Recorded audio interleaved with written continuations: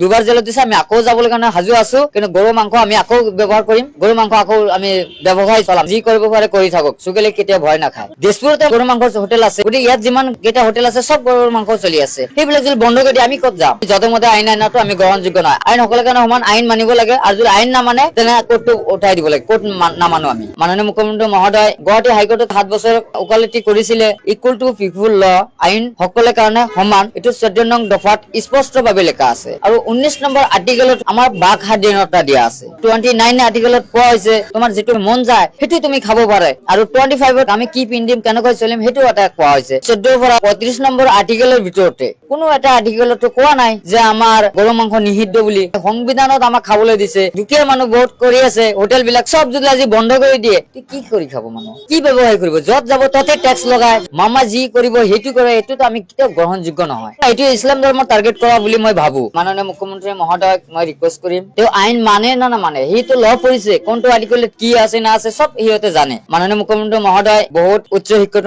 মানুহ হয় গুৱাহাটী হাইকোৰ্টত তেওঁলোকে 7 বছৰ ওকালতি কৰিছিলে গতিকে যধে মধে আইন আনিছে যধে মধে কাম কৰি আছে এইটো কেতিয়াও গ্ৰহণযোগ্য নহয় ইকুৱেল টু পিপুল ল আইন সকলৰ কাৰণে সমান এইটো 14 নং দফাত স্পষ্টভাৱে লেখা আছে আৰু 19 নম্বৰ আৰ্টিকেলত কোৱা হৈছে আমাৰ বাক স্বাধীনতা দিয়া আছে আমাৰ বাক স্বাধীনতা কিয় বঞ্চিত কৰিব লাগে এতিয়া আমি 14 পৰা যদি ক'বলৈ যাওঁ 35 নম্বৰ আৰ্টিকেলৰ ভিতৰতে কোনো এটা আৰ্টিকেলতো কোৱা নাই যে আমাৰ গৰু মাংস নিষিদ্ধ বুলি এইটো আমাৰ 29 আৰ্টিকেলত কোৱা হৈছে তুমি কি খাব পাৰে কেনেকৈ খাব কি বস্তু খাব তোমাৰ যেটো মন যায় সেইটো তুমি খাব পাৰে সেইটো কোনো বাধা নাই এইটো 29 আৰ্টিকেলত কোৱা হৈছে আৰু 25ত কৈছে আমাৰ সাজ পোছাক আমি কি পিন্ধিম কেনেকৈ চলিম সেইটো এটা কোৱা হৈছে কিন্তু কোনো এটা আৰ্টিকেলত দেখা নাই সংবিধানত আমাক খাবলৈ দিছে মামা যি কৰিব সেইটো কৰে এটোতো আমি কেতিয়াও গ্ৰহণযোগ্য নহয় এইটো ইছলাম ধৰ্ম টাৰ্গেট কৰা বুলি মই ভাবো এইটো টাৰ্গেট কৰিছে হা আমি মানুহ গ্ৰহণযোগ্য নিষিদ্ধ ব্যৱসায়ৰ কথা যদি ক'বলৈ যাওঁ যে কিছুমান ঠাইত আমি অফেনলি দেখা পাওঁ যেনেকুৱা হাতীগাঁও চাইডত আমি গৰু মাংস অফেনলি চলি আছে আজি আমাৰ যদি আমি কাহিলীপাৰা গণেশগুৰি যাওঁ এইটো অফেনলি গাহৰি মাংস অফেনলি বিক্ৰী কৰিছে সেইটো কাৰণে আমাৰ মুছলিমৰ অলপ বেয়া লাগে তেনেকুৱা